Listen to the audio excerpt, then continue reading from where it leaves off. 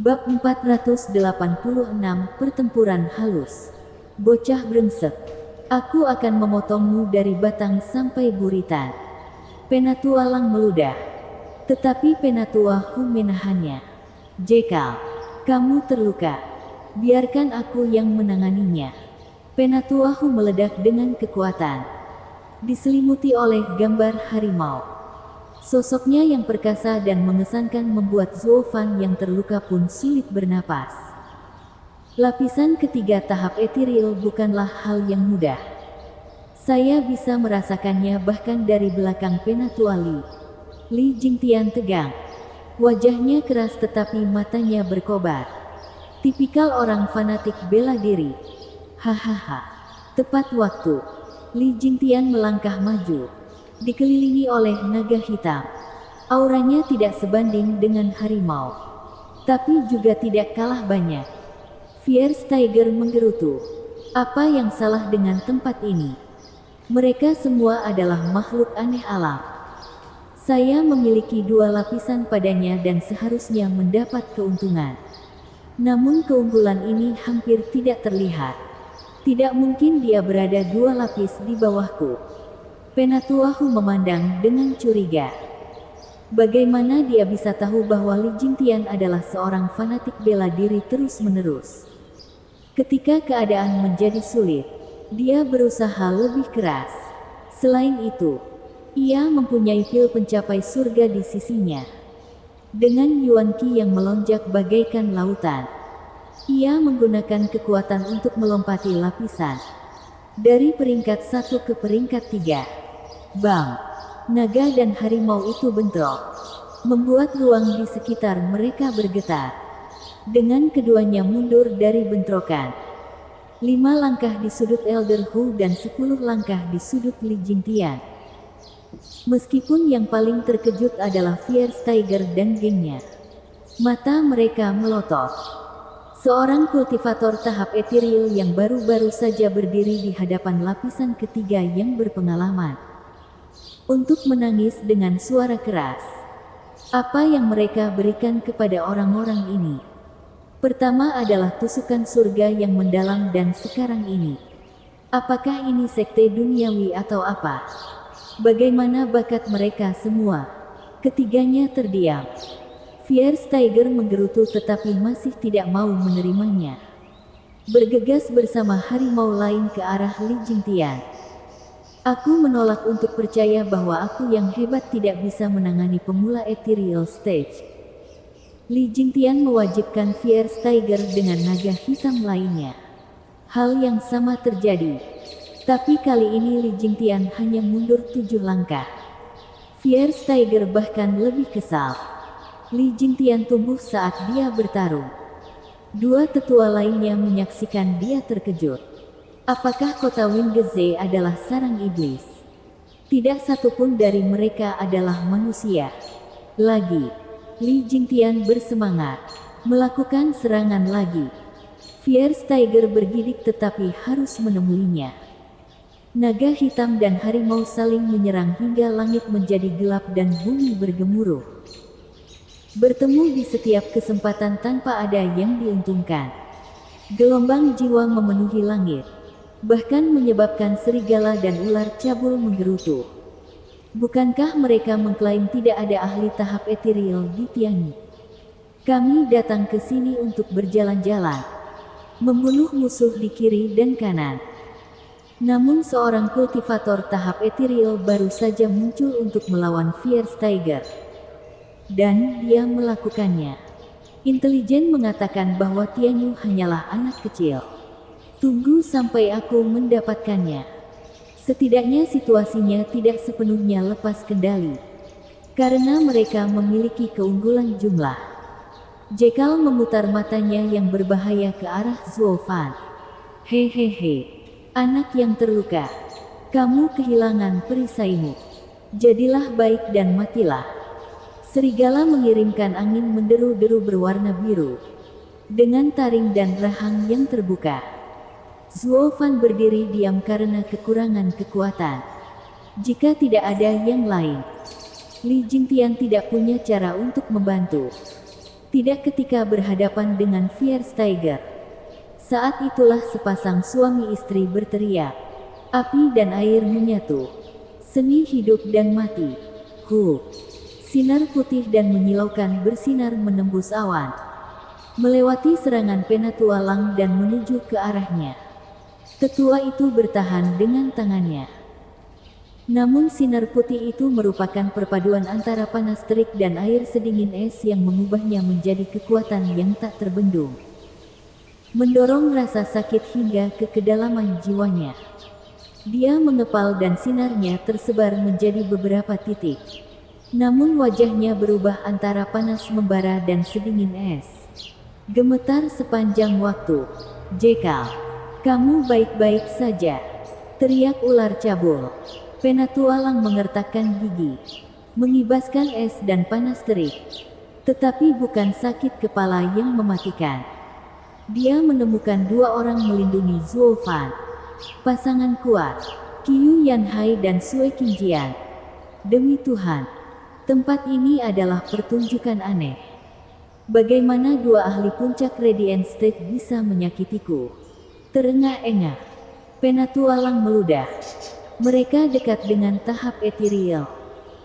Tetapi mereka belum memberikan bentuk jiwa mereka dan tidak dapat menggunakan penghancuran jiwa. Serangan itu hanyalah serangan pseudo-ethereal stage yang terbaik. Aku akan menyapu lantai dengan orang-orang bodoh yang bodoh ini. Tunggu, seru ular cabul. Matanya yang penuh nafsu menjelajahi wujud indah Sue Qingjian dan menelan ludah. Serahkan keduanya, terutama wanita itu, kepadaku. Hehehe. Jekal tahu hobinya yang buruk telah muncul dan mengangguk. Qiu Yanhai melihat dia mengejar gadis lamanya dengan tatapan mata kotor itu dan meraung. Bidi, ayo kita singkirkan orang tua itu bersama-sama. Hai. Kenapa? Cemburu sekali. Sue Qingjian terkikik penuh cinta. Qiu Yanhai merasa ingin menyemburkan api karena marah. Zuo Fan mengingatkan, Penatua Qiu, saudari Sue, dia berada di lapisan kedua tahap ethereal. Akan sulit meskipun kalian bersama. Pelayan Zuo, kami dapat ini.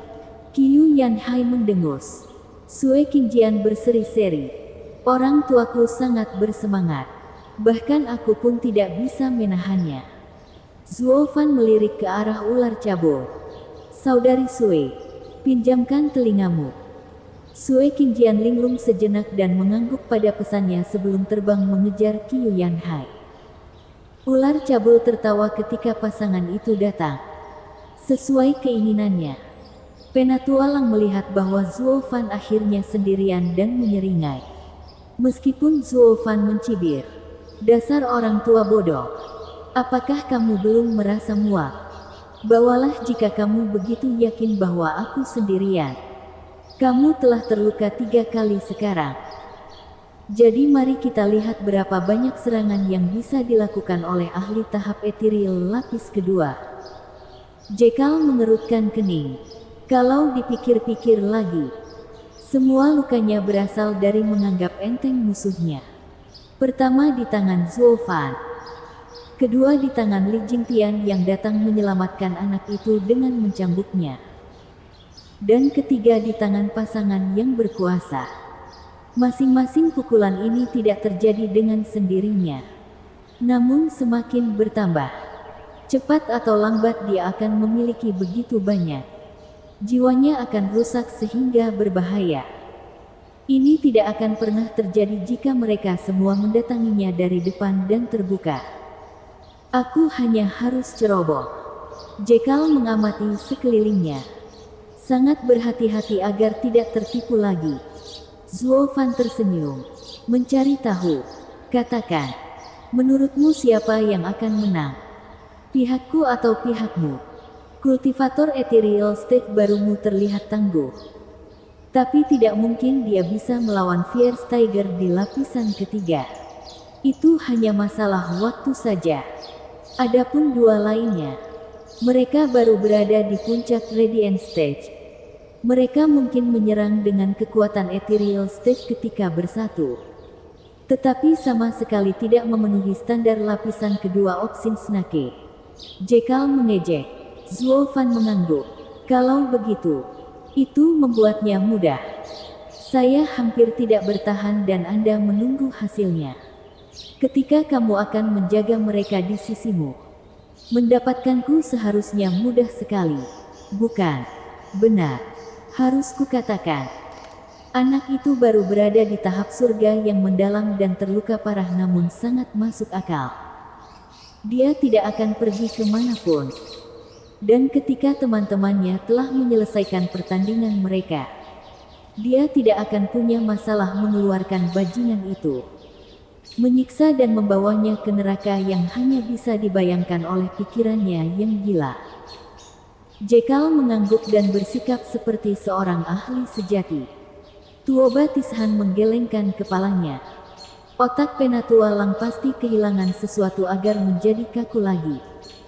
Bab 487, Nafsu tidak semuanya kesenangan dan permainan. Bagaimana? Tuoba Liu Feng bertanya. Tuoba Tishan menjelaskan. Mengulur waktu. Saya tidak tahu apa permainan anak itu tetapi satu hal yang pasti. Dia mengulur waktu untuk sesuatu. Liu Feng, setiap kali kamu menghadapi situasi seperti ini, jangan ngobrol dengan musuhmu dan tegaslah dalam mengambil keputusan. Ketakutan adalah pembunuh pikiran. Tuoba Liu Feng mengangguk. Haruskah kita memberitahunya? Sama sekali tidak. Tuoba Tishan dan Han Timo berbicara bersamaan dan kemudian tertawa terbahak-bahak. Yang lain tidak mengerti lelucon orang dalam. Dari apa yang mereka lihat, komandan dan pengajar istana khawatir Tuoba Liu Feng akan membocorkan rahasia. Mereka semua menggerutu pada rubah-rubah tua itu. Han Timo berkata, Liu Feng, menurutmu apa yang akan terjadi jika dia menemui Tetua Lang dan memberitahunya bahwa dia bodoh? Aku akan digiling menjadi bubur. Tuoba Liu Feng berkata dengan bingung. Han Timo menambahkan, dan itulah kenyataannya.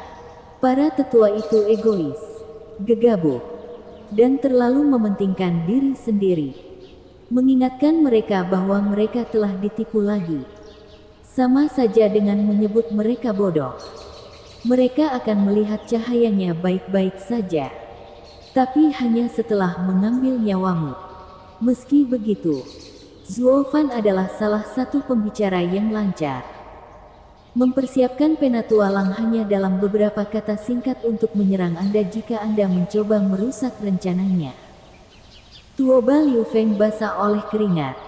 Membungkuk berkali-kali sebagai ucapan terima kasih. Tuoba Tishan berkata, ketiga orang ini adalah orang-orang jahat. Mereka mungkin adalah penolong kita. Tetapi kita harus menjauhi mereka sejauh mungkin. Semakin buruk semakin baik. Lihat saja Zuo Fan membuat mereka menderita di setiap kesempatan. Komandan Agung kita ingin Zuo Fan menjatuhkan bajingan busuk ini. Mereka semua tersenyum licik. Seperti orang yang duduk di baris pertama di sebuah pertunjukan hebat. Mereka bahkan mendukung Zuo Fan. Marsekal Zuo, jangan menahan diri. Jangan tunjukkan rasa hormat pada kami. Buang-buang. Hehehe. Han Timo menggelengkan kepalanya melihat sikap mereka. Bagaimanapun, kembali ke pertarungan.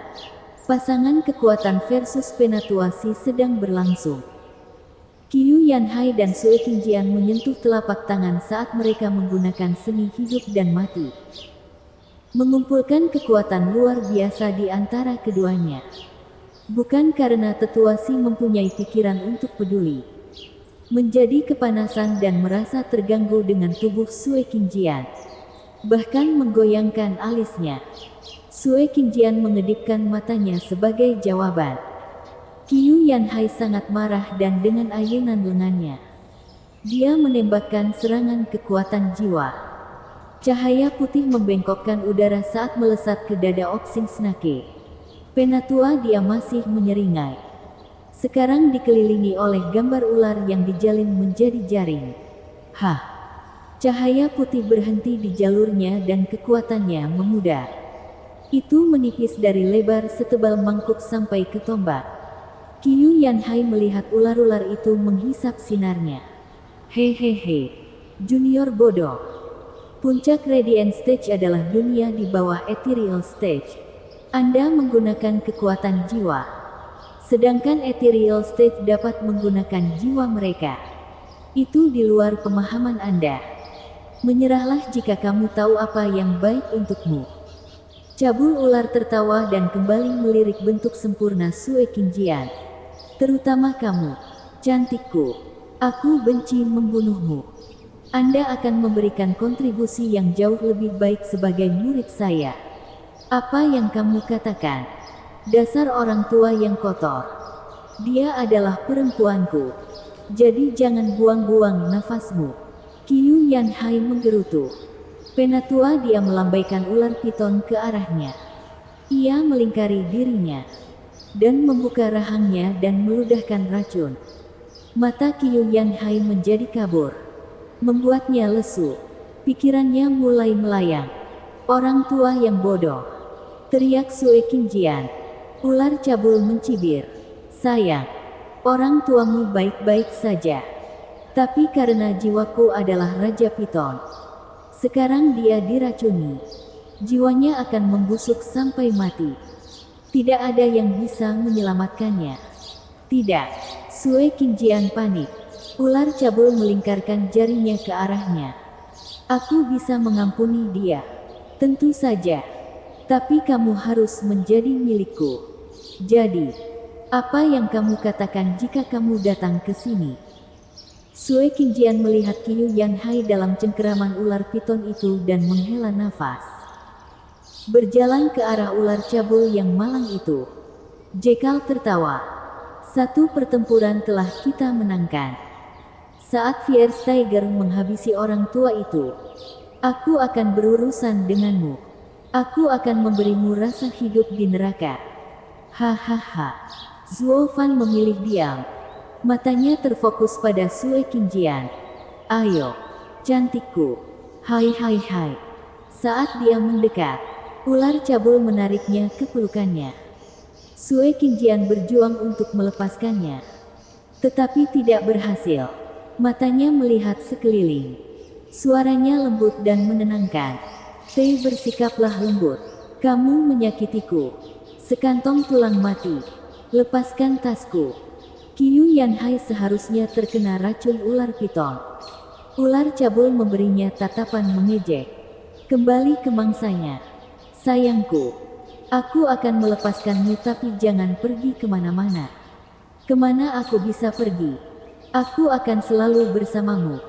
Hahaha, Sue Qingjian terkikik. Ular cabul melepaskannya dan mata Sue Qingjian menjadi dingin. Memukul dadanya. Ular cabul dengan mudah memegang telapak tangannya, meraih Sue Qingjian lebih erat. Hahaha. Aku baru tahu kamu lancang. Aku menyukaimu. Banyak gadis lancang yang ingin membunuhku atau bunuh diri. Tapi semuanya berakhir di tanganku. Kamu tidak berbeda. Pergi ke neraka. Sue Qingjian menyerang. Itu hanya membuat Oxin Snake semakin bersemangat. Cantik sekali. Semakin bersemangat kamu, semakin kamu membuatku bergairah. Sekarang beri aku ciuman erat. Ular cabul mengerutkan bibirnya, mendekati wajah asli Sue Qingjian. Berhenti, cabul. Qiu Yanhai meraung. Masih terjebak. Bibir ular cabul memang menyentuh sebuah wajah. Tetapi ketika dia melihat wajah itu, pemandangan itu membuatnya takut setengah mati. Apa yang kamu lakukan di sini? Ular cabul. Sambil memeluk Zuo Fan, merasa ingin menggigit sesuatu yang busuk dan busuk. Petualang tercengang. Menemukan Sue Qingjian menggantikan Zuo Fan. Orang tua bodoh. Bagaimana kamu menyukai mataku? Apakah mereka baik? Zuo Fan berseru. Ular cabul semuanya terguncang. Sampai-sampai berpisah dengan makan siangnya. Aku di sini untuk mencium wanita cantik, bukan pria. Dan kamu bertanya padaku tentang matamu. Bertolak. Zuo Fan terpaku padanya sebelum ular cabul bisa melepaskannya. Zuo Fan meraih kepalanya dan menatap matanya pada saat yang menyentuh. Hei, apakah mataku yang kecil cantik? Dasar mesum. Kamu suka bermain-main, kan? Lihat bagaimana aku akan membuatmu mati. Ular cabul meraung. Amarahnya menghancurkan kubah surga. Seolah-olah Zuo Fan telah membunuh ibunya dan kemudian bertanya apakah dia menyukainya. Zuo Fan menempel padanya seperti koala. Matanya bersinar keemasan. Mereka cantik loh. Lihat lebih dekat. Lihat dirimu. Kepala ular cabul lenyap begitu saja. Itu semua adalah bagian dari taktik cerdik Zuo Fan. Sui Qingjian adalah pot madunya. Lalu mereka akan menggunakan switcheroo lama untuk menangkapnya dengan cara yang salah. Atau dengan kecantikan yang salah. Yang tersisa hanyalah Zuo Fan menggunakan matanya. Penghancuran kekosongan. Dan menghilangkan hiasan tak berguna di pundak lelaki tua itu. Darah muncrat seperti air mancur dan tubuhnya membentur tanah. Bab 488, Serangan habis-habisan. Ular cabul. Penatualang menangis. Sisi Tuo Batishan juga sama terkejutnya. Mereka tahu Zuo Fan merencanakan sesuatu yang tidak baik. Tetapi mereka gagal memahami seberapa tinggi tembakan Zuo Fan. Seorang kultivator surga yang mendalam menjatuhkan kepala seorang ahli tahap ethereal. Dia pertama kali menetralisir Penatualang dengan kata-kata sambil mengincar Penatuasi. Zuo Fan berbahaya. Tuo Batishan tersentak. Yang lain sependapat tentang hal itu. Tuba Lianer linglung melihat mayat yang merosot saat jantungnya berdebar aneh. Zuo Fan melompat dan berteriak. Penatuali. Mereka marah. Kabur. Telinga Li Jingtian bergerak-gerak dan dia melepaskan diri. Saat mengejar mereka, Fierce Tiger merasakan bahaya dari fluktuasi spasial dan menghindar. Dia melihat dua cincin emas di mata kanan Zuo Fan. Suara mendesing. Li Jingtian meraih Zuo Fan dan terbang menjauh. Dengan ular cabul kehilangan kepalanya. Ular piton di sekitar Qiu Yanhai menghilang. Dia bergabung kembali dengan Sui Qingjian dan mereka berada tepat di belakang Li Jingtian. Fierce Tiger menghampiri tubuh Obsin Snake. Lalu menatap Jekal. Apa yang terjadi? Bagaimana mereka bisa mendapatkan kepalanya? Penatualang masih terguncang. Sambil menghentakkan kakinya. Bagaimana saya bisa tahu? 1 detik dia ada di sini di hadapanku dan detik berikutnya Pang itu berada dalam pelukan ular cabul. Sambil memegang kepalanya. Dia sudah mati bahkan sebelum aku melihatnya. Dia mendapatkan apa yang pantas dia dapatkan. Memandang rendah musuhnya dan menjadi gila karena nafsu. Saya telah mengatakan kepadanya berkali-kali. Nafsu tidak hanya berupa kesenangan dan permainan. Inilah hasilnya. Cukuplah nasihatmu yang tidak berguna. Itu semua salahmu karena tidak bisa menahan bocah nakal itu. Dengan teriakan, mayat ular cabul terjatuh dan seekor ular piton coklat keluar dari sana. Ia memiliki mata yang kejam. Selalu mendesis dan dilengkapi sepasang taring beracun yang siap mencabik mangsanya. Busuk itu menghancurkan tubuhku. Aku akan merobek jiwanya dan mengambil tubuhnya sebagai balas dendam. Piton itu mengoceh. Ekornya mengibas kemana-mana. Penatuahu dan Jekal mengangkat bahu. Lalu melihat Zuo Fan berkata, Lang tua, haruskah kita membantu ular cabul mendapatkan tubuh baru? Tentu saja. Bahkan tanpa masalah ular sialan itu. Aku masih akan mencabik-cabik anggota Pang itu.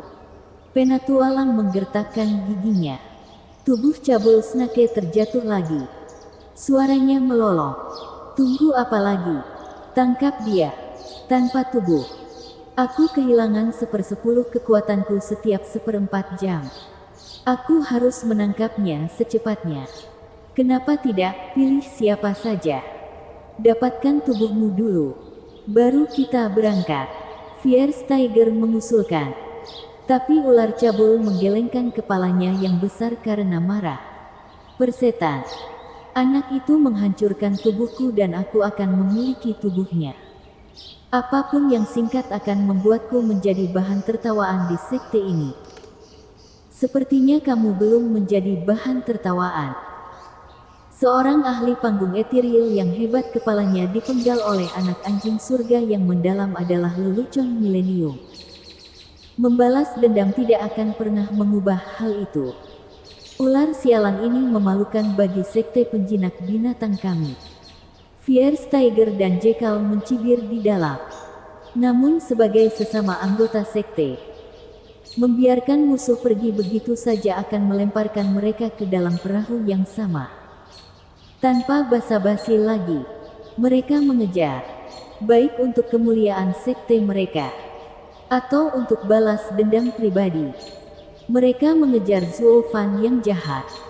2 pria dan 1 jiwa ular terbang menjauh. Tuoba Tishan bertambah berat. Para tetua ini telah ditipu lagi. Ini adalah daya tarik dari tindakan Zulfan. Jelas bahwa ini sudah direncanakan. Sejak awal dia telah mengincar kartu as kita. Menyingkirkan mereka sebelum membiarkan tentara bertarung. Tetapi mereka lebih lemah dalam hal itu, kata Tuoba Liu Feng. Tuoba Tishan berbicara dengan bijaksana. Yang lebih kecil dari 2 kejahatan. Pasukan mereka mungkin dirugikan, tetapi itu jauh lebih baik daripada membiarkan para ahli tahap etiril mengubah medan perang menjadi medan pembunuhan. Artinya, Zulfan punya lebih banyak rencana. Tuoba Tishan tertidur dengan cemberut. Han Timo berseru, "Saudara Tishan, maksudmu Zulfan tidak hanya mengikat mereka, tetapi juga akan menjebak mereka?" Benar. Untuk menjebak para tetua, mereka harus dibujuk terlebih dahulu. Saya khawatir nasib mereka sudah ditentukan. Tuoba Tishan menghela nafas. Mereka mengatakan untuk tidak mendorong musuh yang terpojok. Namun para tetua ini, tetapi mereka semua berada di tahap etiril. Dengan apapun di bawah susunan kelas 7 yang bisa diperdebatkan. Jerat macam apa yang bisa menahan mereka? Tuoba Liu Feng bertanya. Tuoba Tishan menggelengkan kepalanya. Zulfan melampaui semua ekspektasi. Dengan triknya yang tak terhitung jumlahnya. Apakah ada di antara kita yang membayangkan dia akan menghancurkan tubuh Elder Si? Semua orang tersendat, mengingat Penatua Si berubah menjadi ular dan kemarahannya. Zulfan luar biasa dalam keterampilan dan perangkatnya. Segalanya mungkin terjadi jika dia ada. Tuan Ayah, apa yang harus kami lakukan? Bantu mereka? Tidak. Tuoba Tishan menembaknya jatuh. Lebih baik selesaikan perang ini dengan cepat. Zulfan ingin mengakhiri ahli kita lalu berurusan dengan kita. Sebelum dia kembali, kami akan membuang semua yang kami miliki ke kota Wingeze. Dia akan berurusan dengan para tua-tua, tapi aku akan merebut kota itu. Itu akan menjadi kemenangan kita. Serangan habis-habisan. Tangkap kota Wingeze. Tuoba Tishan meneriakkan perintah dan para jenderalnya membungkuk. Ya, Komandan. Dalam waktu 15 menit, pasukan Quanrong sudah membentuk formasi. Bergerak seperti gerombolan hitam menuju kota Wingeze. 8 pengawas serigala memimpin divisi mereka untuk melakukan pengepungan yang kuat. 4 harimau Tianyu menoleh ke arah jutaan orang di belakang mereka dan menghela nafas. 600.000 di antaranya adalah veteran tentara Dugu, sedangkan sisanya adalah wajib militer. Tidak berbeda dengan rakyat jelata. Peluangnya sangat besar, namun mereka tidak menunjukkan kekhawatiran. Tidak ketika semuanya berjalan sesuai rencana tertentu. Seperti yang dikatakan Marsekal. Tuoba Tishan ingin mengakhirinya dengan cepat. 8 pengawas serigala semuanya dikirim ke medan perang juga. Serangan habis-habisan. Dugu Feng tersenyum. Dugu Lin mengangguk dan menoleh ke arah Dugu Huo yang menggerutu. Karena kita akan menjadi umpan. Tidak layak dengan keahlian kita. Saudara ketiga sungguh masam. Hahaha. Kapan pernah seperti ini? Kita akan berperang dengan komandan musuh namun kita bahkan tidak bisa mengambil ancang-ancang. Marsal sangat tidak adil.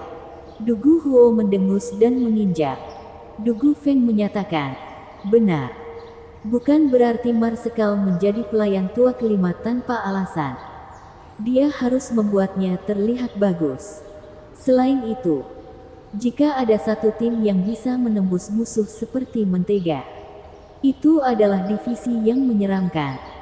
Dengan orang-orang kami bahkan tidak akan bisa melewati para sipir. Menyebutkan saudara laki-laki kelima mereka saja sudah membuat Dugu Huo merengek lagi. Setiap prajurit harus ditempatkan sesuai dengan keahliannya. Memberiku divisi itu akan memungkinkannya mencapai potensi sebenarnya. Tidak seperti di bawah kelima. Tidak bisakah Marsekal melihat kebenaran sederhana ini? Ayah tidak buta. Dia hanya tidak peduli padamu. Gu Santong mengunyah bahan di sampingnya. Merasa bosan. Ayah adalah seorang nepotis. Siapa kamu baginya? Sehingga dia hanya akan memberimu boneka perang yang keras dan halus itu. Dugu Huo tidak menerimanya dengan baik. Gu Santong, apakah kamu berbeda? Anda adalah putranya, tangguh dan kuat. Jadi mengapa dia memilih yang lebih tua daripada kamu dalam berurusan dengan para ahli tahap ethereal itu? Karena kamu adalah beban yang berat. Ayah memintaku untuk menjagamu. Jangan pernah meninggalkanmu dari pandanganku. Takut kalau kamu para jenderal yang tidak berharga perlu menjaga anak.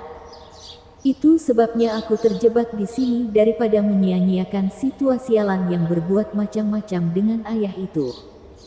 Gu Santong marah. Dugu Feng turun tangan sebelum Dugu Huo meledakkan pakingnya. Sekarang, kita semua berada di pihak yang sama. Mengikuti perintah Marsekal. Terlebih lagi, Gu Santong benar. Musuh mengirimkan spesialis untuk mengejar kita. Lihatlah. Yang lainnya mengikuti jari Dugu Feng dan menemukan kabut hitam sekilas di antara pasukan Kuan Rong. Penjaga bayangan. Bab 489 Penyerangan. Dengan penjaga bayangan begitu dekat, yang lain pasti tidak ketinggalan jauh. Dugu Feng berdiri dan berteriak, bersiaplah untuk bertempur. Tuan Gu Santong, mohon berikan bantuan. Gu Santong mengangguk, mengunyah ramuannya. Lagi pula, itulah yang ayah katakan padaku. Dugu Feng menjadi tegas dan keempat bersaudara itu memimpin divisi mereka keluar kota. Pertarungan yang tidak seimbang ini bahkan membuat harimau kawakan ini pun merasakan tekanan. Tuoba Liu Feng bertindak sebagai komandan pengganti. Mengarahkan penjaga serigala ketika dia melihat jutaan manusia dan harimau keluar. Tidak masuk akal bagi mereka untuk mengabaikan keunggulan tembok, bahkan tanpa susunan, dan memilih serangan frontal. Dia segera memahami rencana mereka. Hanya di luar tembok kota pasukan 4 harimau dapat berkumpul untuk membentuk barisan dan menyerang jantung kampnya. Zuo Fan sombong. Melemparkan segalanya dalam satu gerakan berisiko. Kami tidak pandai dalam formasi tentara. Tapi kami memiliki makhluk spiritual yang akan memberimu dunia yang penuh luka. Tuoba Liu Feng memerintahkan. Serigala lengan baja dan serigala punggung besi bergerak ke depan untuk menghadang mereka. Howling Wind Wolf dan Blood Shadow Wolf akan menerobos di belakang keduanya. Lemparkan pertempuran ini ke dalam kekacauan setelah dukungan keluarga Kekaisaran Tianyu menghancurkan formasi mereka. Dipahami. Utusan itu pergi. Serigala yang menyebar mengubah formasi. Divisi Ironback Wolf dan Steel Arm Wolf digabungkan, membentuk dinding di depan Tuoba Liu Feng. Dugu Feng tertawa. Berikan segalanya. Serang. Dengan jumlah mereka yang sedikit, taruhan terbaik mereka adalah menyelesaikan pertempuran ini dengan cepat. Mereka harus berani menghadapi bahaya jebakan untuk mencapai komandan dan menyanderanya. Mengaum. Teriakan tentara yang tak kenal takut mengguncang langit. Di saat yang sama, ratusan jejak hitam melintas dengan gerakan gan. Mereka memasuki formasi dan menebas orang-orang ini dengan pedang hitam mereka. Formasi mereka yang baru terbentuk runtuh dalam sekejap. Jauh di atas mereka, Sima Hui mengebom mereka dengan bidak catur. Mereka bersiul di udara dan meninggalkan kawah dan tangisan sedih. Ribuan orang tewas dalam setiap serangan. Howling Wind Wolf dan Blood Shadow Wolf yang bersiaga tertawa gembira. Tanpa Dugu Zantian, mereka bukan apa-apa. Lihat betapa mudahnya formasi mereka jatuh. Pasukan yang tak terkalahkan akan jatuh bahkan tanpa bantuan kita. Serigala angin melolong tertawa. Blood Shadow Wolf mencibir. Pikiran Marsekal Zuo itu hanya dipenuhi dengan intrik. Namun kurang di departemen militer. Hahaha, kalau bicara soal perang, yang penting adalah menggunakan kekuatan penuhmu dalam bentrokan. Terlibat dengan politik istana dan jubah serta belati setiap hari membuat Anda lemah dalam mengarahkan tentara. Tidak peduli betapa cerdiknya dia, tentara Dugu akan mati di tangannya. Hanya Tuoba Liu Feng yang tahu betapa rumitnya pemikiran Zuo Fan. Sedemikian rupa sehingga dia merasa semuanya berjalan terlalu mudah di sini. Aneh. Apakah tentara Dugu pernah selemah ini? Mereka tidak sebanding dengan rata-rata prajurit Kuanrong. Dengan teriakan yang menggema, kilatan merah mendarat di medan perang. Seorang anak berusia 7 tahun. Sima Hui gemetar dan bahkan menjatuhkan bidaknya yang sudah disiapkan. Orang tua yang pikun. Daripada bermain catur sepanjang hari di ibu kota, kamu datang ke sini untuk bertarung. Gu Santong bersinar merah saat dia meninju langit. Ruangnya melengkung. Sima Hui merasakan pandangannya kabur saat kekuatan tanpa henti menghantamnya. Sima Hui bahkan tidak punya waktu untuk mengintip. Yang bisa dia lakukan hanyalah mengeluarkan Yuan Qi-nya. Bam! Ledakan yang terdengar membuat Sima Hui menumpahkan darah. Pakaiannya berantakan saat ia meluncur di udara, mengeluarkan darah dari setiap inci tubuhnya. Pukulan Skem Gu Santong yang tak terkalahkan adalah pukulan monster. Bahkan petapa catur monokrom pun tidak dapat menerima pukulannya. Mendengus, Gu Santong menyeringai, menoleh ke penjaga bayangan. Dengan kecepatannya yang luar biasa, dia meninju semuanya hingga menjadi bubur. Meskipun mereka bukan manusia, kekuatan tinju imut itu membengkokkan ruang sedemikian rupa sehingga dia bahkan tidak membutuhkan kekuatan jiwa untuk menyelesaikan pekerjaannya.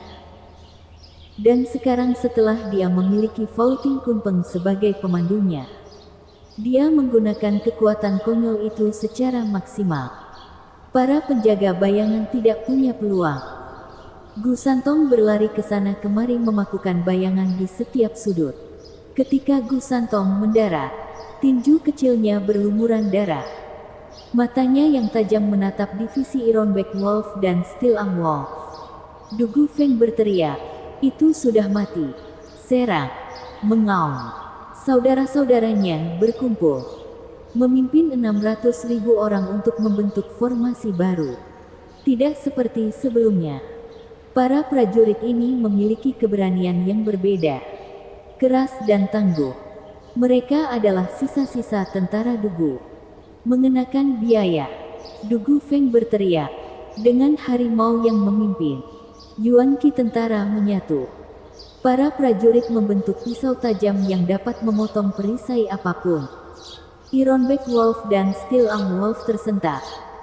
Mendapati formasi ini sebagai musuh yang jauh lebih buruk daripada formasi besar yang mereka bentuk sebelumnya. Ini tentara Dugu, yang sebelumnya adalah umpan, teriak Tuoba Liu Feng. Tentara Dugu berada tepat di atas dua divisi musuh ketika Gu Santong mengatur waktu tinjunya dengan tepat.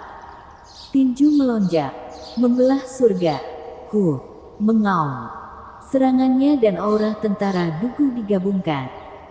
Serigala punggung besi dan serigala lengan baja merasakan langit menimpa mereka. Kekuatan serangan ini merampas udara dari paru-paru mereka dan menghentikan jantung mereka. Ledakan. Jutaan manusia dari kedua serigala itu terlempar kemana-mana. Banyak yang terpotong-potong. Saat harimau memotong mereka seperti kertas. Serigala punggung besi dan serigala lengan baja muntah darah. Mereka harus berterima kasih kepada formasi mereka karena masih hidup. Meski kini perpecahan sudah lumpuh. 30% meninggal akibat benturan sementara 60% berada dalam kondisi kritis. Ini tidak mungkin. Tuoba Liu Feng ternganga. Tentara Dugu tidak memiliki kekuatan seperti itu bahkan dengan kekuatan penuh.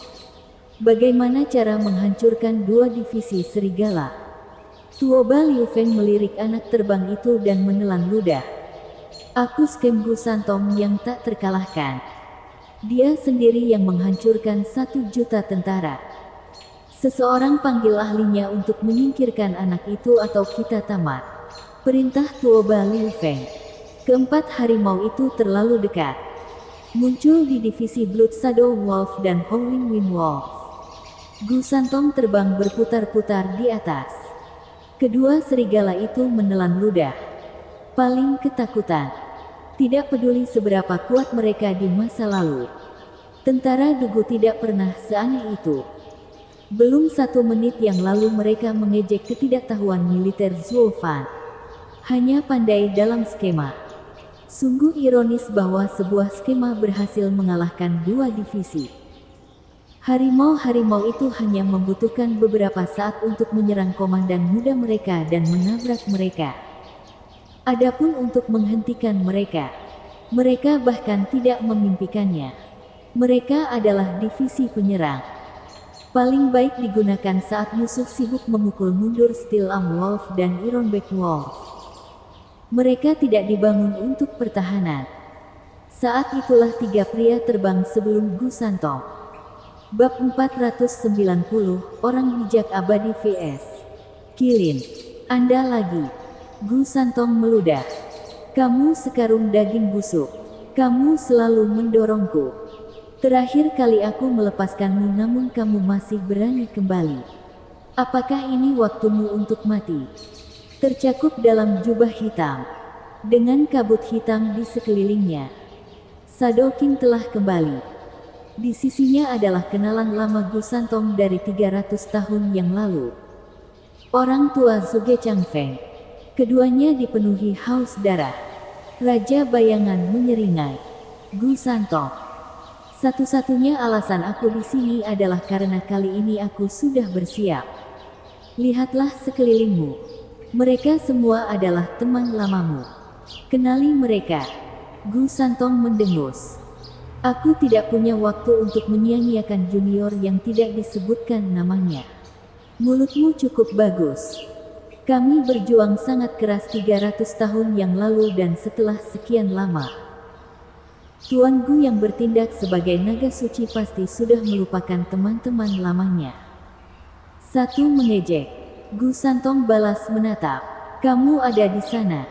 Tunggu. Mereka semua sudah mati jadi bagaimana kabar kalian berdua masih hidup? Laki-laki. Kebencian Shadow King semakin membara. Karena kamu lupa. Izinkan aku menyegarkan ingatanmu. Keduanya bertarung bersamaku saat itu dan memalsukan kematian pada saat yang tepat. Kenapa lagi kamu masih punya nyali untuk berjalan-jalan kemana-mana? Kemarahan Raja Bayangan ditujukan pada kedua orang bijak ini. Keduanya malu-malu. Sambil menghela nafas. Raja Bayangan. Tim kami yang terdiri dari 3 orang belum terbentuk. Muncul hanya akan merugikan kita. Jadi kami memutuskan untuk mengulur waktu untuk melatih kerja tim kami saat berikutnya kami melawan Gu Santong. Itu sebabnya kami memalsukan kematian. Kamu lari. Tapi bagaimana denganku? Raja Bayangan melotot. Heaven Sage menghela nafas. Raja Bayangan, kamu selalu jujur dan setia. Anda tidak akan pernah setuju dengan rencana kami dan bahkan menentang upaya kami. Itu sebabnya kami tidak mengatakan apapun. Kau meninggalkanku untuk mati. Raja Bayangan menggertakkan giginya. Itu karena aku pikir kamu sudah mati sehingga aku mempertaruhkan segalanya untuk menerima 10 pukulan Gu Santong. Itulah yang membuatku menjadi benang-benang mengerikan yang menyeramkan ini. Bukankah kita sama? Setelah pertempuran, Gu Santong mematahkan akar semangat kami. Menghancurkan harapan kami untuk tahap ethereal dan menyegel umur kami. Kami hanya bisa menyeret keberadaan kami yang menyedihkan sebagai sekam yang lumpuh. Apa yang lebih buruk dariku? Kamu masih manusia. Sebagai boneka roh, saya terjebak di tempat yang sama. Selamanya. Aku bahkan harus memakan jiwa-jiwa untuk bertahan hidup karena menangis dengan suara keras. Aku bukan manusia dan bukan bayangan, tapi kekejian. Raja Bayangan dan orang bijak sedang menggali sejarah kuno dan segala barang bawaan yang dibawanya. Gu Santong hanya berdiri di sana dengan cemberut sambil memikirkan masa lalu keduanya. Tuoba Liu Feng marah besar di bawah. Berharap tidak lebih dari naik ke sana dan memberi pengertian pada mereka. Kamu di sini sebagai cadangan, bukan untuk bertengkar. Apakah ini yang dilakukan para ahli di Tianyi? Miliki rasa tanggung jawab demi Tuhan. Saat kamu menyelesaikan pertengkaranmu, orang-orangku akan pergi. Gu Santong sudah cukup mendengar hingga membunyikan bel. Oh gelombang, kamu belum mati. Masih ada beberapa yang hidup dari dulu. Memalukan sekali. Dan kamu bahkan memalsukan kematian. Itu sama saja dengan menipuku. Kalian 3 penipu busuk tidak pantas menerima apapun selain kematian. Ketiganya menoleh ke arah anak itu. Sekarang mereka sadar mengapa mereka ada di sini dan wajah mereka tenggelam. Orang bijak langit dan bumi. Mari tinggalkan dendam untuk saat ini dan kembali ke misi kita. Sudah waktunya kita mengakhiri apa yang kita mulai 300 tahun yang lalu. Raja Bayangan menyipitkan mata. Keduanya mengangguk. Kerja tim kami sempurna dan anak itu akan menjadi target yang sempurna. Gu Santong menyeringai. Saat itu aku sudah menyeka lantai denganmu. Dan aku akan melakukan hal yang sama padamu sekarang. Hehehe. Siapa tahu. Seperti kata pepatah. Waktu mengubah segalanya. Dan kami punya waktu 3 abad untuk mempersiapkan hari di mana kami akan menghancurkanmu. Kami telah melatih kerja tim kami untuk saat ini. Heaven Sage meledak dengan kekuatan. Melepaskan cahaya yang menyilaukan. Sementara Earth Sage berubah menjadi cahaya hitam. Sebaliknya. Dan mengeluarkan getaran yang menakutkan dan berbahaya. Di bawah tatapan kaget. Kedua lampu itu menyatu membentuk taiji besar yang berputar. Naluri Gu Santong memberitahunya ada yang tidak beres dengan lingkaran penghisap itu. Keduanya belum menyelesaikan combo mereka dan dia sudah merasakan bahaya. Keduanya sebenarnya memiliki kartu as. Ayah bilang yang menyerang lebih dulu punya keuntungan. Aku akan menghentikan langkah mereka sebelum mereka menyelesaikannya. Tinju Gu Santong bersinar merah dan dia meninju. Kedua orang bijak itu hanya mengulurkan tangan dan kedua lampu itu membentuk pusaran. Menghalangi serangan itu. Serangan Gu Santong memudar. Menghilangkan kekuatannya. Pukulanku. Gu Santong membelalakkan matanya. Heaven Sage tertawa. Scam Invincible Gu Santong yang hebat benar-benar menyerang lebih dulu. Jadi kamu merasa kamu bukan tandingan kami. Kenapa lagi kamu melakukannya? Seolah-olah aku bosan dengan ocehanmu. Gu Santong menjulurkan dagunya dan membentak. Aku akan mengirim kalian bertiga ke akhirat seperti yang kulakukan 300 tahun yang lalu. Marah karena ketahuan. Kedua orang bijak itu mencibir. Mengirimkan pusaran hitam dan putih ke Gu Santong. Gu Santong tersentak. Menyadari serangan sudah menimpanya. Pusaran itu berubah menjadi rantai hitam dan putih. Mengencang di sekelilingnya. Rantainya aneh karena mampu menahan kekuatannya. Tidak ada perjuangan yang membantu. Heaven Sage menyeringai. Simpan. Rantai yin yang kita menggunakan nafas dunia yang memberi makan satu sama lain dan terikat pada dunia itu sendiri. Tidak ada yang bisa keluar darinya. Kecuali kamu bisa menghancurkan dunia. Hahaha.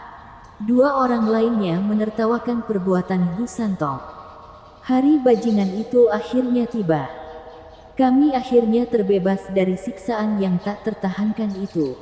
Hahaha. Pikiran mereka melayang pada segala macam penyesalan yang dialami Gu Santong.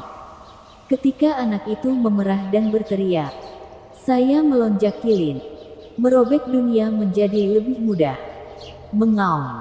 Raungan Gu Santong mengguncang langit. Bentuk asal. Kilin. Gu Santong meledak dalam cahaya merah dan wajah mungil dan menggemaskannya berubah. Lengannya membesar. Sisik menutupi kulitnya dan kekuatannya berlipat ganda. Gu Santong berubah dari anak kecil yang lucu menjadi binatang suci. Bahkan ketika dirantai, auranya menimbulkan rasa takut pada orang bijak. Demi Tuhan, dia benar-benar aneh. Heaven Sage tersentak ketika setiap gerakan binatang itu mengandung kekuatan yang tak terukur. Memutus rantai setiap saat. Seluruh medan perang terkejut saat melihat binatang itu. Putra Zuofan, orang yang menghancurkan Tianyu berabad-abad yang lalu. Penipu tak terkalahkan Gu Santong. Sebenarnya adalah binatang buas. Bersambung.